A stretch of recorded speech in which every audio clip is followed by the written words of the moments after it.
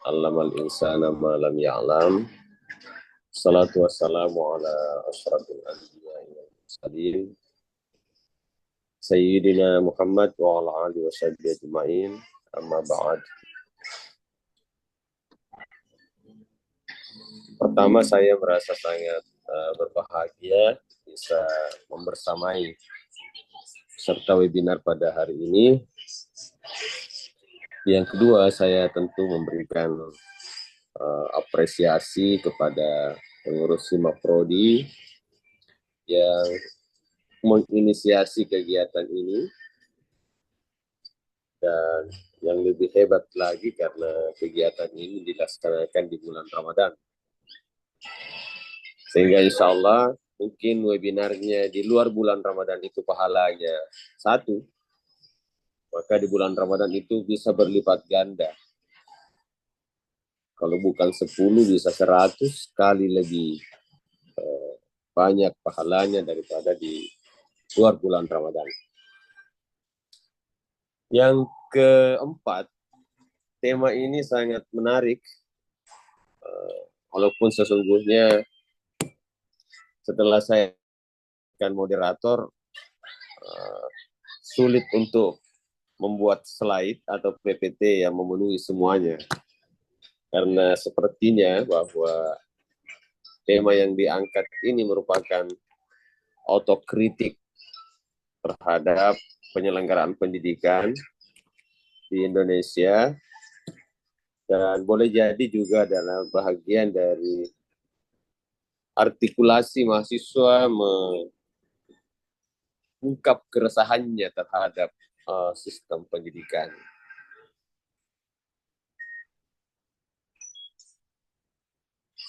Memang bahwa beberapa isu yang muncul di tahun 2024-2025 ini, seperti tadi yang disampaikan oleh moderator, mulai dari isu perubahan kurikulum, yang kemudian juga pada akhirnya kurikulumnya juga tidak jadi berubah. Tetap kurikulum merdeka, hanya melahirkan satu konsep baru yang disebut dengan deep learning, yang tentu digagas oleh Bapak Menteri Pendidikan Dasar dan Menengah, Bapak Profesor Dr. Mukti. Namun demikian ada otokritik yang kemudian muncul bahwa apakah deep learning ini sesuatu yang baru atau konsep lama yang kemudian direvitalisasi. Ternyata jawabnya bahwa deep learning ini bukan sesuatu yang baru. Ia adalah konsep lama yang direvitalisasi oleh Bapak Menteri karena dianggap dalam perspektif beliau dan tentu timnya itu relevan untuk digunakan kembali menjadi model atau metode dalam penyelenggaraan pendidikan, khususnya pada pendidikan dasar dan menengah.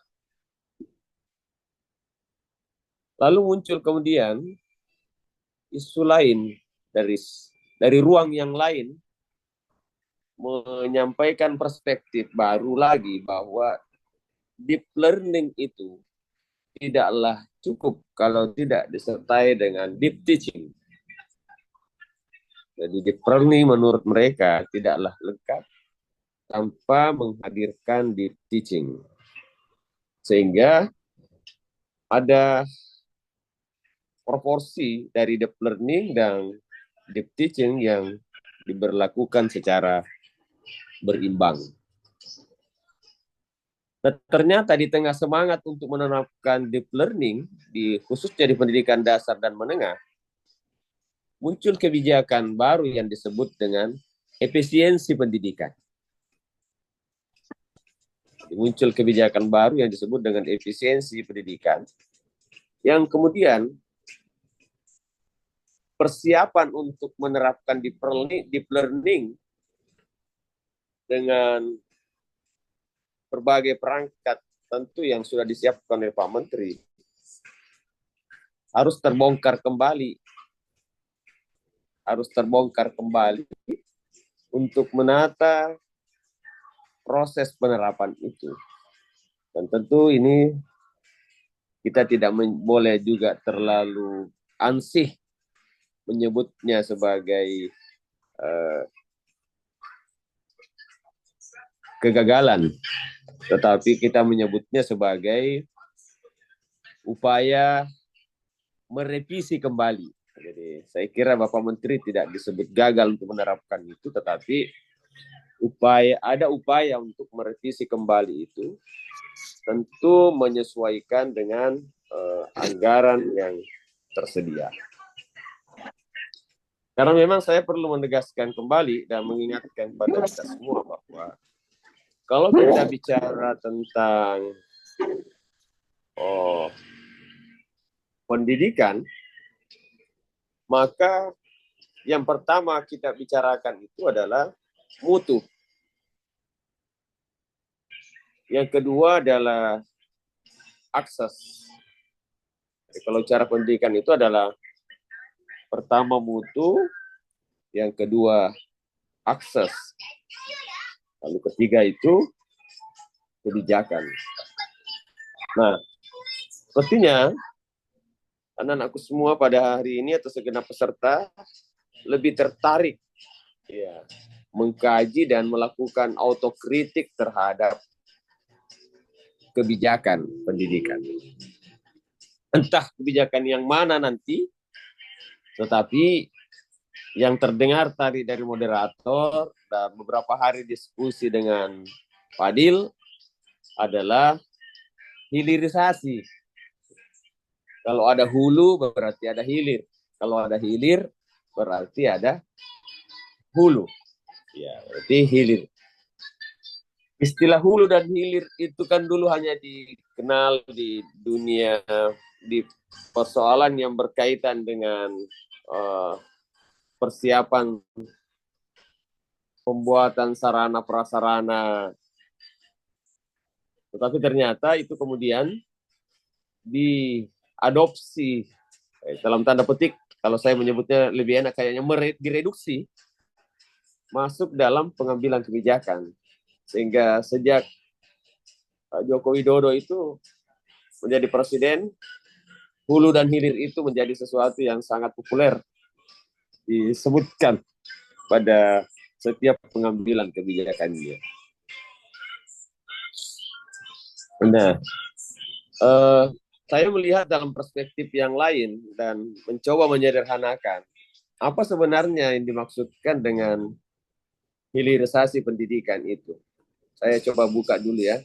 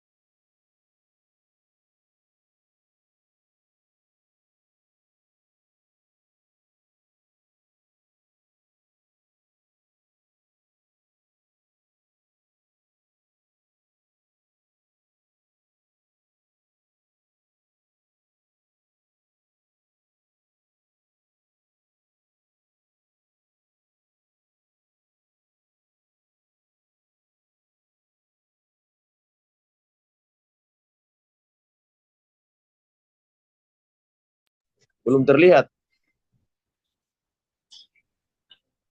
Belum ada, Pak.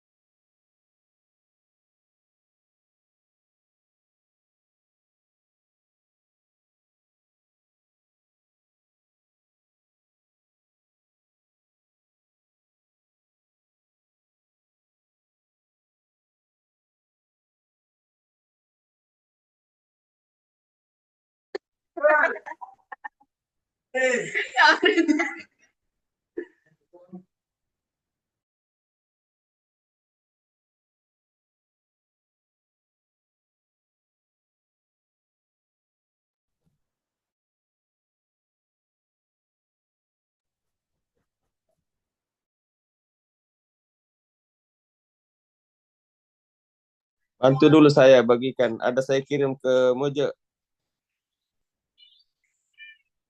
Agak kurang bagus. Anu.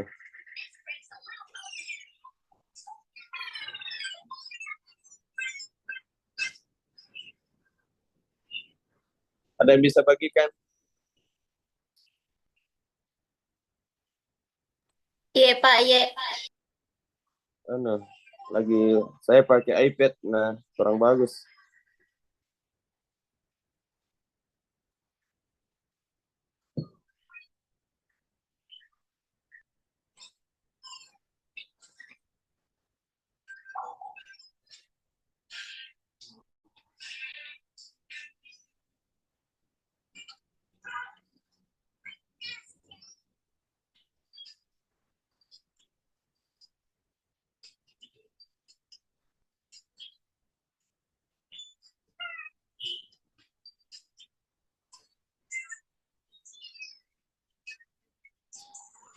Bukan, salah, salah. Bukan, bukan. Bukan ini, bukan ini. Bukan ini, bukan. Bukan.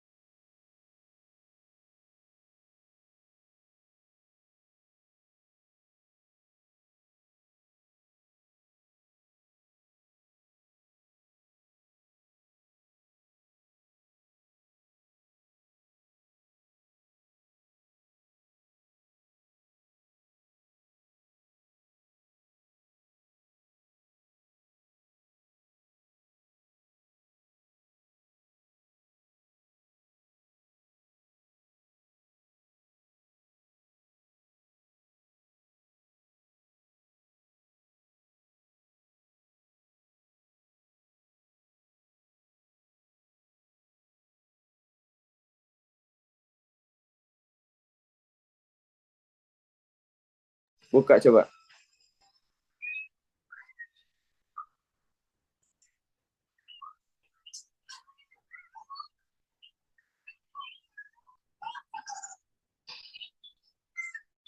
Sudah bisa? Sementara Pak.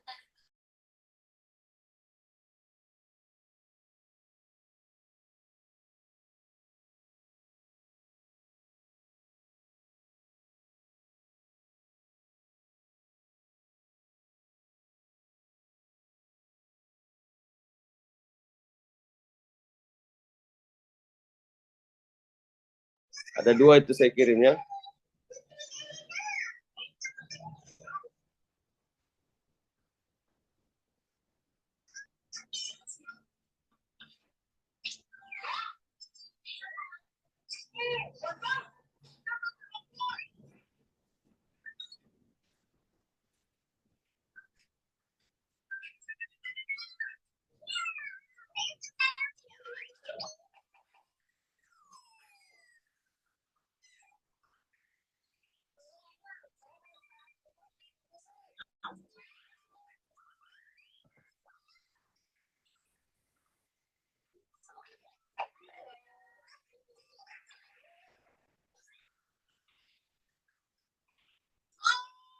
efek puasa ini.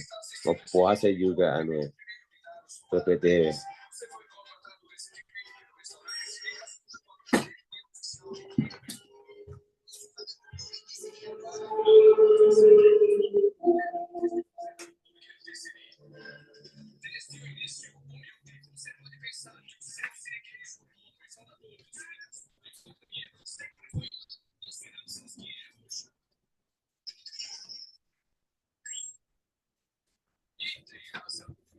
Ya, oke.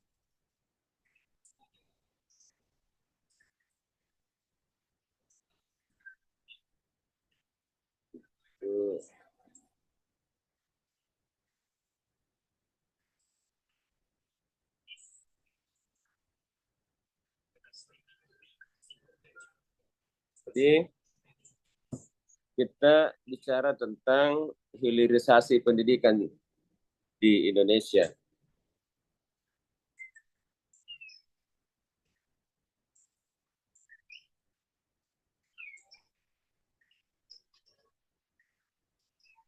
Coba dibuka. Next.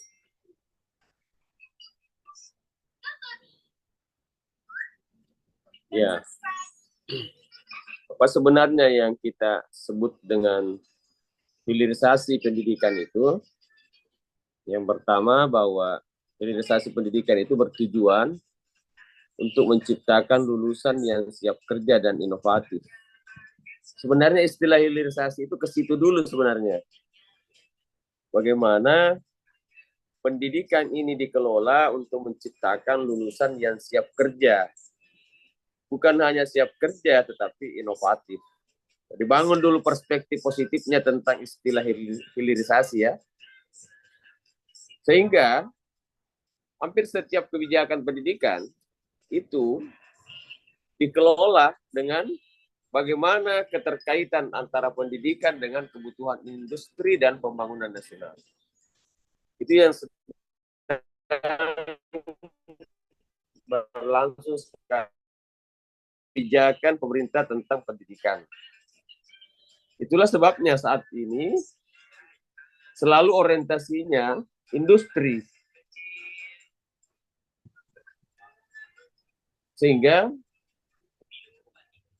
saat ini lebih banyak SMK dan SMA diberi pendanaan.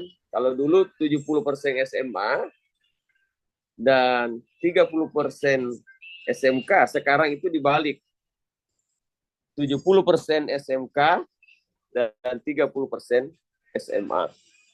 Sehingga pendidikan-pendidikan vokasi itu lebih diprioritaskan dibanding dengan pendidikan umum. Itu yang dimaksud bagian dari hilirisasi. Kemudian, tuntutan lain dengan itu adalah bagaimana pendidikan ini mencetak SDM unggul dan berdaya saing global. Sehingga setiap kebijakan pendidikan saat ini itu selalu digunakan istilah daya saing. Selalu daya saing, daya saing. Lalu muncullah istilah bahwa daya saing itu bagaimana peserta didik itu memiliki keterampilan yang unggul, unik, dan inovatif. Next. Selanjutnya.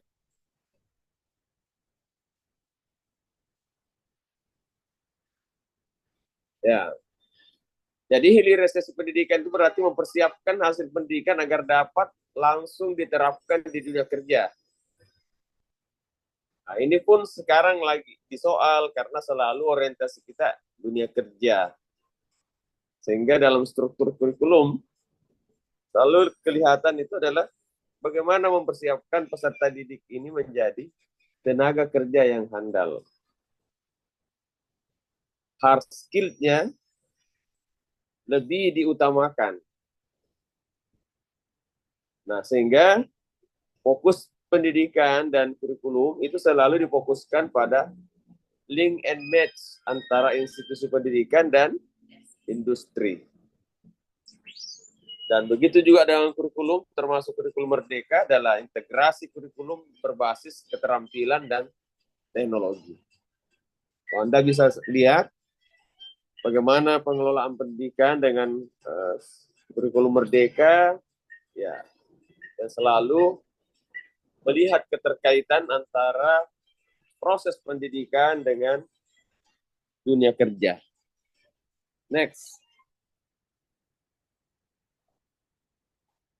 Kemudian, strategi implementasi hilirisasi. Sekarang ini melalui kolaborasi antara pendidikan dan industri, kemudian penerapan pembelajaran yang berbasis proyek atau PJBL, bukan PBL ya, PJBL, dan magang industri. Coba Anda lihat sekarang, ada dua model pendidikan yang selalu disosialisasikan dan diharapkan untuk digunakan di pendidikan itu adalah PBL dan PJBL. Nah, ini tadi yang saya maksud, penguatan pendidikan vokasi dan sertifikasi keterampilan. Jangankan peserta didik, sekarang dosen-dosen itu pun didorong untuk memiliki sertifikasi keterampilan tertentu, di mana bersertifikat oleh BSNP, Badan Standar itu LSP ya, Lembaga Sertifikasi Profesi. Kemudian digitalisasi pendidikan untuk meningkatkan akses dan efisiensi. Ya, ini yang sedang juga berlangsung. Lalu kemarin dengan munculnya kurikulum Merdeka menggantikan kurikulum 13, terjadi reformasi kurikulum yang besar-besaran agar lebih fleksibel dan relevan dengan kebutuhan pasar.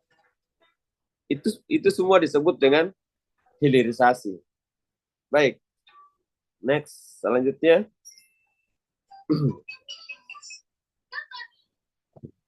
Tantangan dalam hilirisasi pendidikan. Nah, ketidaksesuaian kurikulum dengan kebutuhan industri ini yang terus didorong.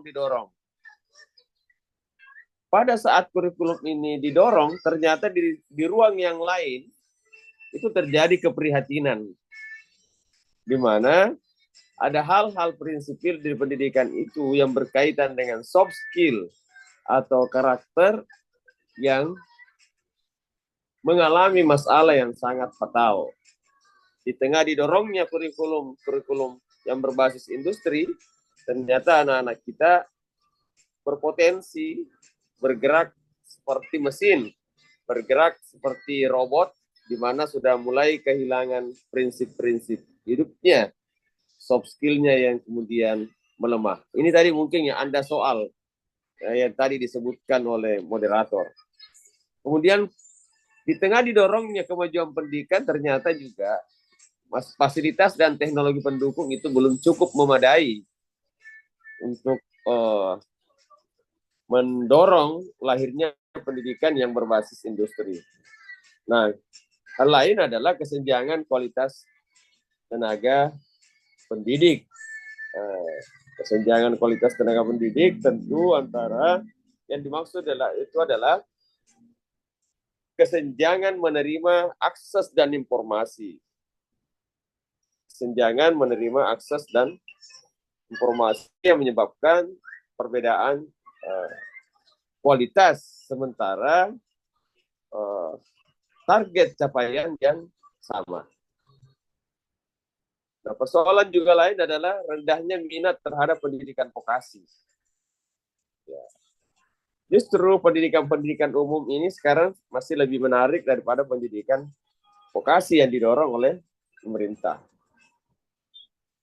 Bahkan SMK yang seharusnya begitu tamat itu sudah BMW atau BMW itu bekerja kemudian melanjutkan pendidikan atau berwirausaha.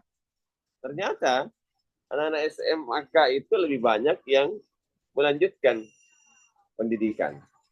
Seharusnya mereka sudah bekerja atau sedang berwirausaha. Nah, ini juga ketimpangan dalam program hilirisasi pendidikan. Kemudian tentu adalah regulasi dan kebijakan yang belum optimal, yang menurut tadi bahasanya moderator, regulasi dan kebijakan yang terus berubah-ubah, ya, terus mengalami perubahan, belum selesai atau belum bahkan belum jalan kebijakan yang satu, lalu kemudian muncul lagi kebijakan yang lain. Dan ini yang disebut dengan liminality. Belum usai masa yang satu, muncul masa yang lain. Belum usai diselesaikan, bahkan dikerjakan satu kebijakan, muncul lagi kebijakan yang lain. Itulah sehingga disebut dalam hilirisasi pendidikan ini mengalami regulasi kebijakan yang belum optimal. Next.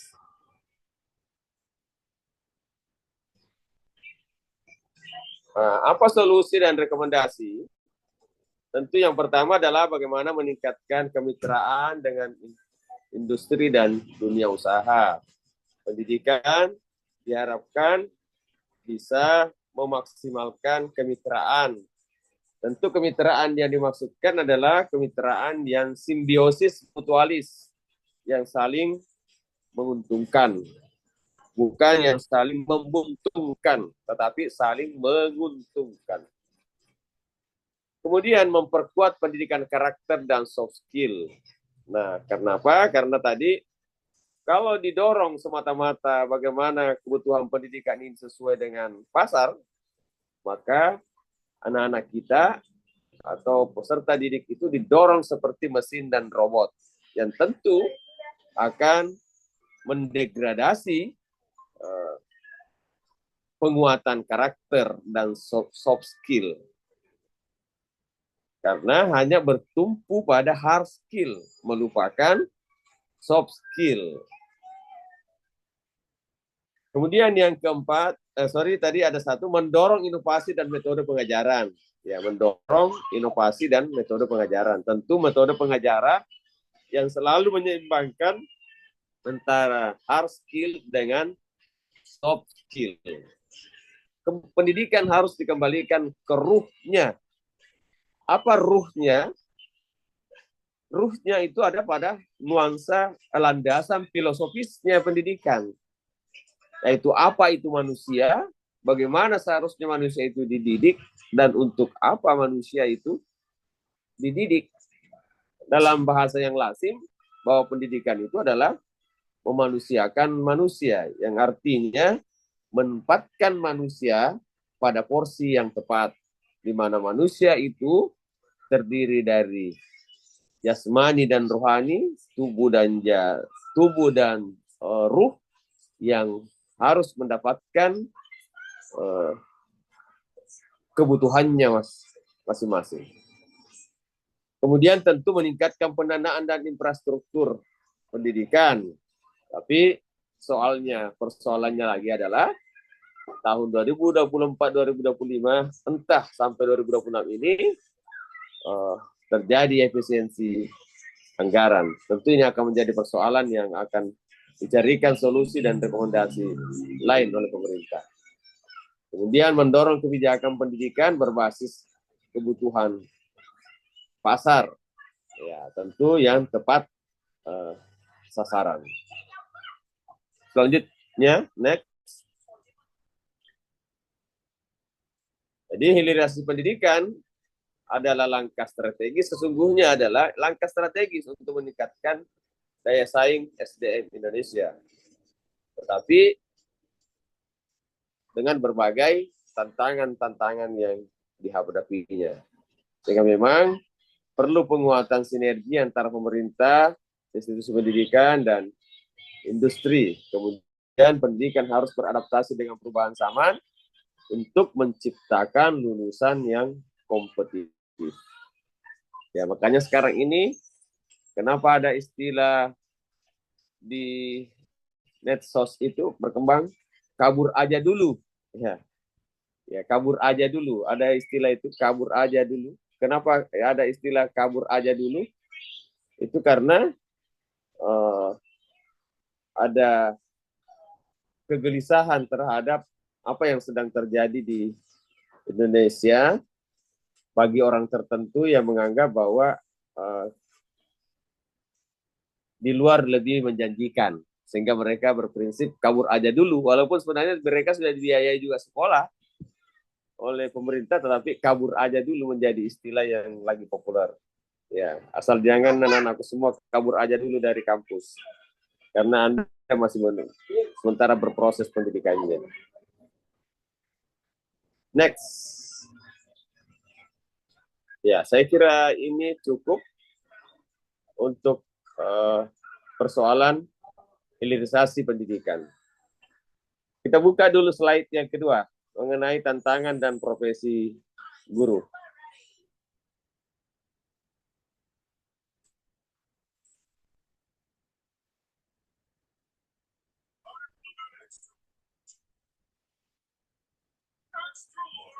Slide ke berikut.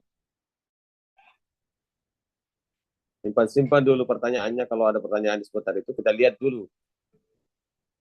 Supaya ada kita yang berdiskusi ini adalah, seharusnya kan diskusi itu tadi, diskusi para kepala bidang, kepala dinas. Sesuai, tapi saya harus, bukan ini. Yang satu, tadi, tantangan profesi pendidikan. Tantangan dan peluang. Bisa dibuka?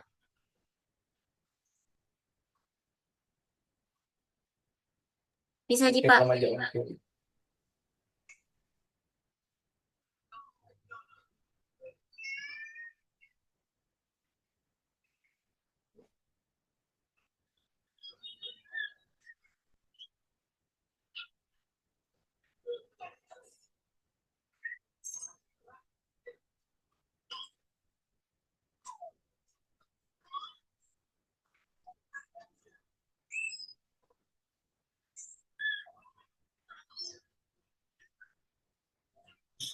Ya.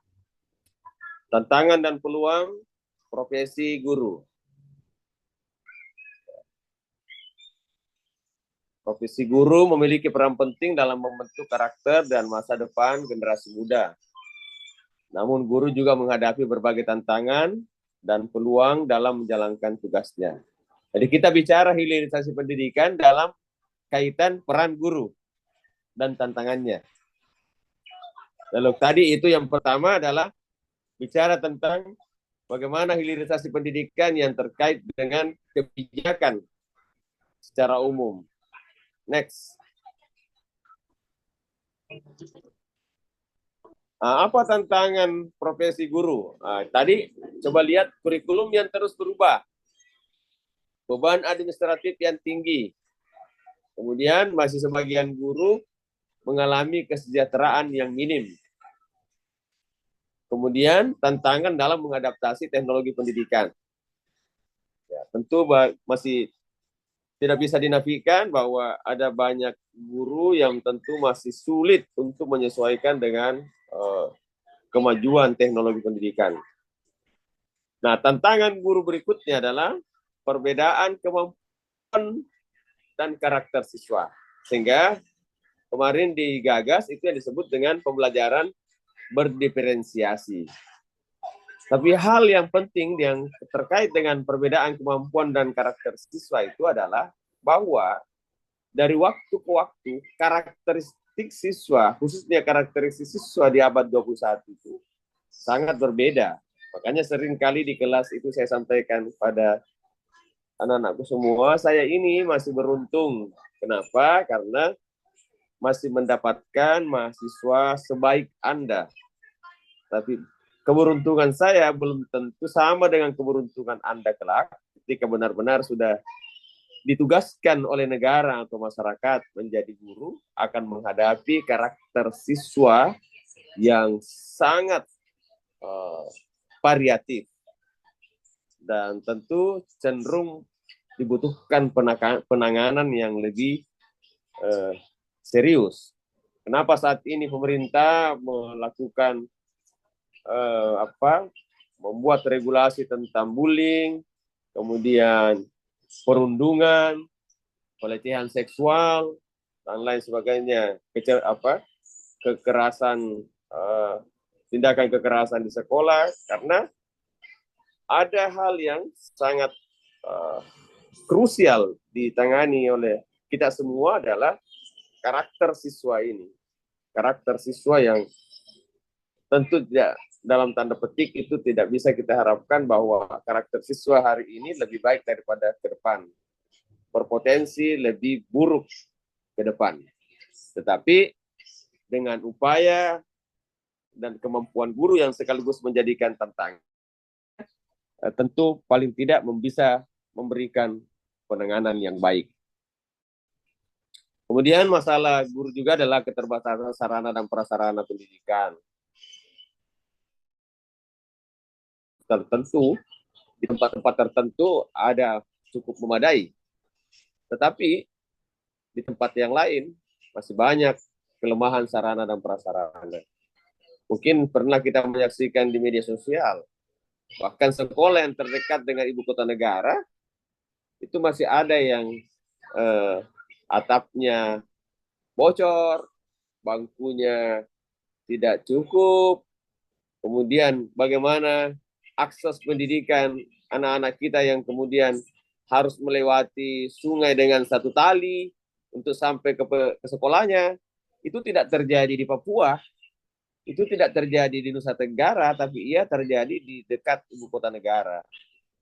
Nah, ini tentu yang saya maksud tadi pada awal adalah tantangan pendidikan kita adalah pertama mutu, yang kedua aksesibilitas, lalu yang ketiga itu adalah kebijakan. Nah, itu juga menjadi tak terpisahkan menjadi tantangan profesi guru. Kemudian tantangan dalam membangun hubungan dengan orang tua siswa. Ini juga tantangan kita sebagai seorang guru nanti. Bagaimana membangun komunikasi sehingga melahirkan sekolah yang ramah anak atas kerjasama orang tua dengan siswa. Bahkan yang terakhir ini, kemarin ada saya uji di promosi doktornya UNM itu, saya menjadi penguji internal. Ada konsep yang digagas yang disebut dengan sekolah ramah keluarga. Bukan lagi ramah anak, tetapi ramah keluarga. Tentu itu semua gagasan itu, pengembangan itu lahir karena adanya keprihatinan tentang keterlibatan orang tua dalam membangun kerjasama dengan pihak sekolah dalam upaya peningkatan karakter siswa. Kemudian yang kedelapan ini adalah tantangan dalam menanamkan nilai moral dan karakter, seperti yang saya sudah jelaskan sebelumnya. Ya. Berikutnya, next. Lanjut. Nah, bagaimana peluang profesi guru? Di-mute dulu. Peluang profesi guru, perkembangan teknologi sebagai alat bantu pembelajaran. Pembelajaran saat ini memang sudah satu sisi ya, makin mudah kalau aksesibilitasnya bagus, karena teknologi bisa membantu kita untuk membuat semuanya. Kemudian meningkatnya perhatian pemerintah terhadap pendidikan di satu sisi, tetapi di sisi yang lain juga mengalami mengalami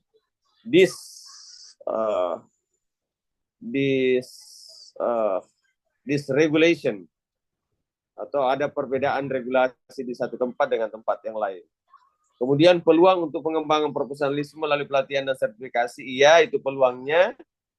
Kemudian kesempatan menjadi guru inovatif dan kreatif, sangat. Kemudian peluang membangun jejaring dan seterusnya. Lalu kesempatan untuk memberikan dampak besar bagi masyarakat. Itu peluangnya. Tapi di balik peluang ada banyak tantangan tadi. Next. Nah, bagaimana peran guru di era digital? Tentu guru mengintegrasikan teknologi dalam pembelajaran, menjadi fasilitator dan motivator bagi peserta didik, kemudian mempersiapkan siswa atau peserta didiknya menghadapi masa depan yang berbasis digital.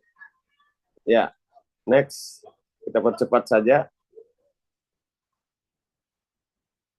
Nah, strategi mengatasi tantangan, mengembangkan keterampilan teknologi, bagaimana guru dari waktu ke waktu mengupgrade pengetahuannya, apakah melalui pendidikan formal atau pendidikan non formal, ataukah melalui penguatan-penguatan pelatihan-pelatihan, mengelola waktu dan beban kerja dengan baik, karena tadi disebutkan di awal, guru mengalami tantangan antara lain beban administratif, sehingga memang guru membutuhkan pengelolaan waktu yang proporsional.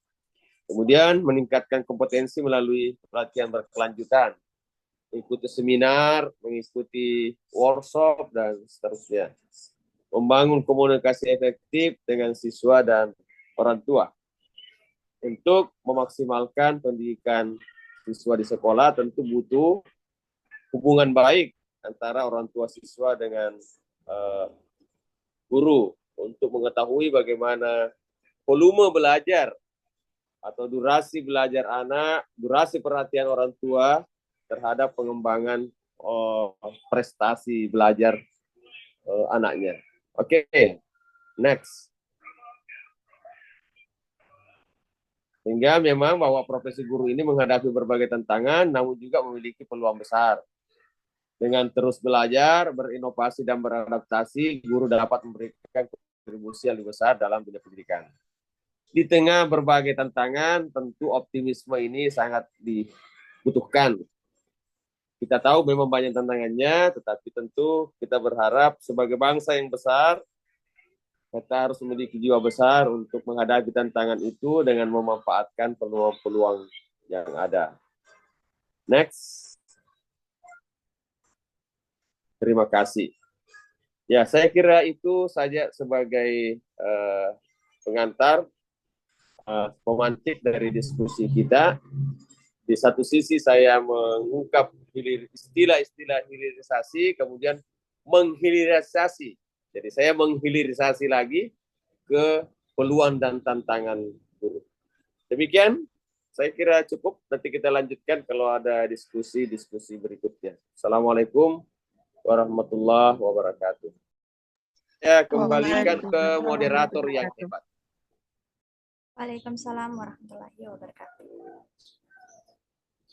Itulah tadi pemaparan yang telah dilakukan oleh narasumber pertama kita. Selanjutnya, marilah kita bersama-sama mendengarkan pemaparan argumen oleh narasumber kedua kita. Kepada Kak Dirga, dengan hormat disilahkan.